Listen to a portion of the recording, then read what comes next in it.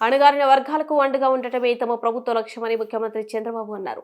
అనంతపురం జిల్లా నేమకల్లులో పెన్షన్ల పంపిణీ అనంతరం ఏర్పాటు చేసిన గ్రామ సభలో సీఎం ప్రసంగించారు. రాష్ట్రంలో 64 లక్షల మందికి పెన్షన్లు ఇస్తున్నామని తెలిపారు. దేశంలో పెన్షన్ ఎక్కువగా ఇచ్చే రాష్ట్రం మనదే. పెన్షన్ల కింద 5 నెలల్లో 18,000 కోట్లు ఇచ్చాం. పెంచిన పెన్షన్లు ఏప్రిల్ నుంచి ఇచ్చాం. పెన్షన్ 3 నెలలకు ఒకసారి తీసుకునే సౌకర్యం కల్పించాం. లబ్ధిదారుల కూలీలు, కార్మికులు ఉన్నారని ఇలా ఏర్పాటు చేశాం. ప్రజలు ఆనందం శాశ్వతంగా ఉంటారని కోరుకుంటున్నా. అనంతపురం జిల్లా అంటే నాకు ప్రత్యేక అభిమానం. రాయదుర్గం వెనుకబడిన ప్రాంతం. ఈ నియోజకవర్గం ఎడారిగా మారకుండా చర్యలు తీసుకున్నాం. రాయదుర్గం ప్రజలు వెలుగులు నింపే బాధ్యత తీసుకుంటాం. హంద్రీనివాపై 4,500 కోట్లు ఖర్చు చేశాం. రాయలసీమలోని ప్రాజెక్టులకు 12,500 కోట్లు ఖర్చు పెట్టాం. ఇక్కడున్న నెమకల్లు ప్రాజెక్టును పూర్తి చేసే బాధ్యత మాది. రాయలసీమను రతనాల సీమగా మారుస్తానని హామీ ఇచ్చామని చంద్రబాబు అన్నారు. ఈరోజు అనంతపురం జిల్లాలో 2,84,069 మందికి పింఛన్లు వస్తున్నాయి.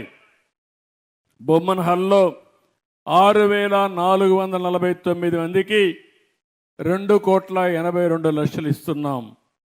నెమకల్లులో 306 మందికి 13,85,000 నెలకు పింఛన్లు ఇచ్చే పరిస్థితి తీసుకొచ్చాం. ఇలాంటి కార్యక్రమాలు చేసి ఎక్కడికక్కడ మీరు ఒక్కసారి చూస్తే ఎక్కడా దేశంలో మరిగి ఇవ్వడం లేదు.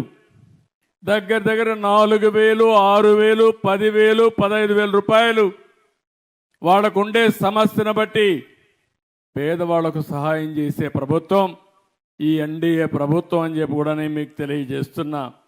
మీరు ఇక్కడ ఉన్నారు. పక్క రాష్ట్రం కొద్దిగా బార్డర్కి వెళ్తే కర్ణాటక వస్తుంది. మీరందరూ కూడా కన్నడలోనే మాట్లాడుతున్నారు. ఈరోజు మీరు ఒక్కసారి చూసినప్పుడు కర్ణాటకలో 1,200 ఇస్తారు. నేను ఇచ్చేది 4,000 రూపాయలు ప్రారంభమే. పక్కన బార్డర్ దాటితే 1,200. మీకు ఈ వ్యత్యాసం కనపడతా ఉందా లేదా అని మిమ్మల్ని అడుగుతున్నా. ఈరోజు కేరళలో 1,600, ఒరిస్సాలో 700, తెలంగాణలో 2,016, మధ్యప్రదేశ్, ఉత్తరప్రదేశ్లో, వెస్ట్ బెంగాల్లో 1,000 రూపాయలే. అంటే పేదల పట్ల ఏ విధంగా ఆలోచిస్తున్నాం? 64 లక్షల కుటుంబాలని మీరు ఉద్యోగంలో ఉంటే ఏ విధంగా జీతం వస్తుందో మొదటి తారీఖున మీ ఇంటికి వచ్చి మళ్ళా మీకు ఆ పింఛన్ ఇచ్చిన తర్వాత నేను రాబోయే రోజుల్లో మళ్ళా మీకు ఫోన్ చేస్తా. ఎవరైనా కానీ ఎక్కడైనా ఆలసత్వం వహిస్తే వాళ్ళపైన చర్య తీసుకోవాలని ఆలోచన చెప్తున్నాను.